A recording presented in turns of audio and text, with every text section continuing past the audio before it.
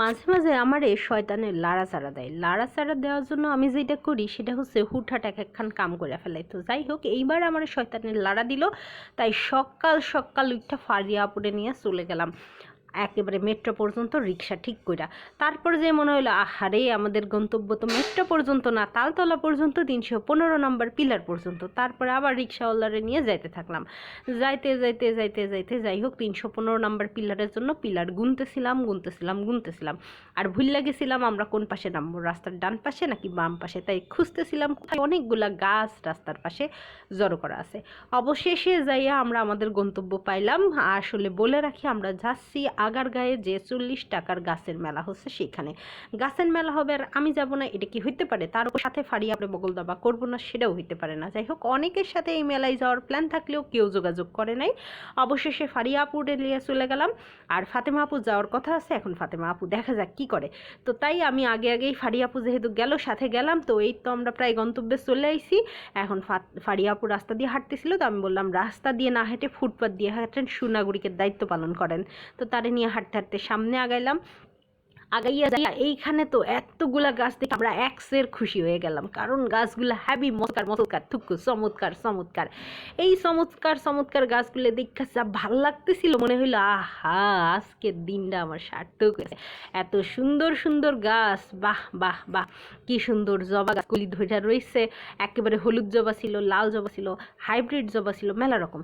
তো তারপরে যেটা শুনলাম সেটা হচ্ছে আসলে গাছের মেলা হচ্ছে এই কয়টা গাছের ওপরে, আর ওইদিকে যে গাছগুলো টবে রেখেছি সেগুলো ছিল গাছের মেলার গাছ না, নার্সারি গাছগুলোর দাম বেশি। আর এগুলো সব যেগুলো দেখছেন এগুলো 40 টাকার। শূন্যতে একখান ধাক্কা খাইলাম, কেন 40 টাকার যে কয়টা গাছ আছে সেই কয়টা গাছ আসলে কিরকম যেন হলো। মেলায় তো এই কয়টা গাছ থাকার কথা না। তারপরে যেটা শুনলাম সেটা হইলো যা গাছ ছিল সব বিক্রি হয়ে গেছে। এখন প্রত্যেক দিন সকালবেলা গেলে গাছটা একটু কম পাওয়া যাচ্ছে, দুপুর 11টা থেকে 12টার মধ্যে গাড়ি চলে আসে, গাড়ি চলে আসার পরে গাছ আবার নতুন করে লোড হয়। তো আমি বললাম আপনাদের এখানে অফারগুলো যে টব বিক্রি করতেছেন সেটা কোথায়? কইলো যে অফারগুলো আমাদের টব শেষ, পাশের নার্সারিতে যাইতে পারেন, হেরাও কম দামে টব বিক্রি করতেছে। তো সেটা শুনে ভাবলাম আচ্ছা ঠিক আছে, দেখ পানে কি টব আছে।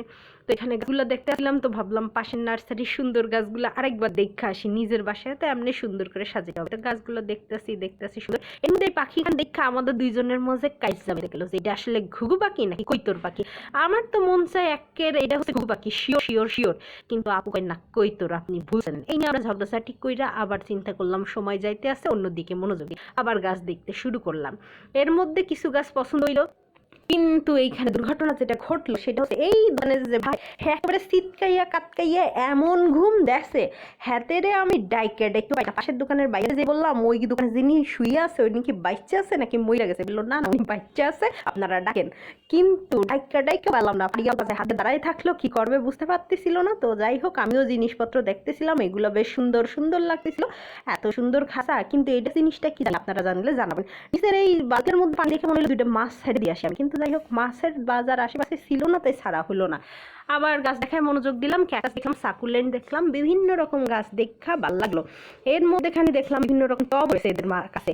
আর এই পাশে ভালো সাপ এরকম ঝুড়ি দেখছি, এর মধ্যে সাপ আছে কিনা, তো দেখলাম না, এর মধ্যে সাপ টাপ নাই, সবই ঠিক আছে। সাপ থাকলে না জানি কি হইতো। যাই হোক, এরপর আশেপাশে দেখলাম টবগুলোও সুন্দর কোয়ালিটি ভালো ছিল। বাইরে কিছু র্যাক দেখলাম, র্যাকগুলো ভালো, কিন্তু যেটা দুর্ঘটনা ঘটছে আমি আর ফারিয়া আপু দুই মহিলা মানুষ খিনকিনে ভাইয়া ডাকি, ভাইয়া উঠেন ভাইয়া উঠেন। এই যে র্যাকগুলো দেখতেছেন, শুনলাম 500 থেকে 700 টাকার মধ্যে অফার মূল্যে বিক্রি করবে। আমরা কয়েকটা র্যাক পছন্দ করে লইছি, এই ব্যাগটাও লিঙ্ক করেছিলাম, কিন্তু কোনোটাই হইলো না, কারণ ভাইয়া ঘুম থেকে ওঠে না, এমন ঘুম দিচ্ছে ডাইকাও উঠি না। ভাবলাম ঠিক আছে, ডাকাডাকি মেলা হয়েছে, গলা শুকিয়ে গেছে, বিরতি দিয়ে আবার গাছ দেখি। তো এইখানে দেখছিলাম কোন গাছ নিবো, বাসায় কেমনে ঝুলামো, এইরকম এখন ব্যাগ যদি আমরা বারান্দায় ঝুলাই তাহলে কি হইতে পারে, সবকিছু নিয়ে সমালোচনা সবকিছু চলতেছিল, মানে এখান থেকে অধিবেশন বসায় ফেলছে। এরপরে আবার ফারিয়া পূজে ডাক লাগলো, ভাইয়া উঠেন, কিন্তু ভাই উঠেন না। ফারিয়া পূজন করতেছে, এই বেচারা কি মইরেই গেছে, বাচ্চাই আছে। তো পাশের দোকানে ভাইয়া এসে তাকে ডাকা শুরু করলো, তারপরে সে হাসতে আসছিল, ভাইয়া ঘুমে পাগল হয়ে গেছে, আমরা তো ভাবছি মইরেই গেছে। যাই হোক, সেই উঠে তারপরে যাই, এখন আমরা জিজ্ঞেস করলাম ভাইয়া এই একটার দাম কত? তখন কিন্তু সে উইটের যে অবস্থা সে দুনিয়া বুঝলে গেছে, সে যেখানে গাছ আর কতগুলো র্যাক বেস্ট আছে এইটাই এই বুঝলে গেছে। হ্যাঁ একবার আমার দিকে তাকায়, একবার র্যাকের দিকে তাকায়, আর একবার যেই ভাইয়া হারে ডাকছে হ্যাঁ দিকে তাকায়। ভাইয়া কাছে এসে বললো এই যে এই র্যাকের কথা কইতে আছে। তো সে তো কিছুই বুঝতে পারে না, সে কতক্ষণ থাকায় থাইকা এদিকে ওইদিকে দেখা, তারপর বললো মনে পড়ে এর দাম 500 টাকা। আমরা বললাম ঠিক আছে 500 টাকা ঠিক আছে, কিন্তু আপনি এতক্ষণ সময় লাগাইলেন বলতে, এজন্য আপনার 200 টাকা জরিমানা দেওয়া উচিত। তো সে আর কিছু না ঘুমার দোকানের ভিতরে আবার সিটকাইয়া ঘুমাই পড়লো। বেচারার বেচাবেচি করার ইচ্ছা নাই, ওর জীবনে একটাই লক্ষ্য এখন, ওর ঘুমাইতে তাহলে হবে। আমি এটা একটা টানাটানি করে দেখতেছিলাম যে একটা আসলে ভালো আছে কিনা। তো যাই হোক শেষে চিন্তা করলাম একটার সামনে সাপোর্ট নাই, গাছ রাখলে টুস করে পড়ে যাইতে পারে, তো সাপোর্টওয়ালা কিছু র্যাক দেখতেছিলাম, সুন্দর সুন্দর র্যাক ছিল। তো আমরা চিন্তা করলাম যে আমরা এখন হিসাব কিতাব করি কোন র্যাকটা নিতে পারি আর কত টাকা পড়তে পারে। এই হিসাব কিতাব চলতে আসছিল। এই মাঝখানে লাভ র্যাকটা তো সেই ভালো লাগছিল, সাদা র্যাকটাও ভালো ছিল।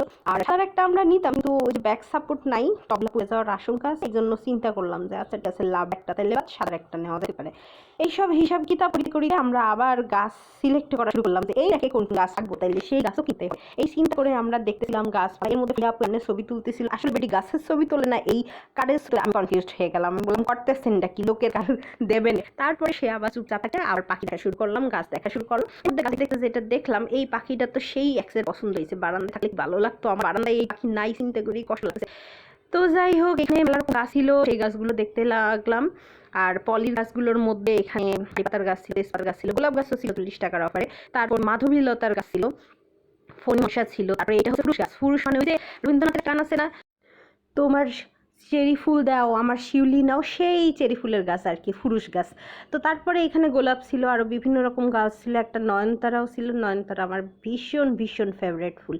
এর মাঝখানে দেখলাম এক আপা আবারও গাছ কিনতে আসিয়াছে, সেও মেলাগুলো গাছ নিয়েছে। তার মধ্যে এই বাটারফ্লাই গাছটা যা ভালো লাগছে, ভীষণ ভীষণ এক্সের সুন্দর একখান গাছ।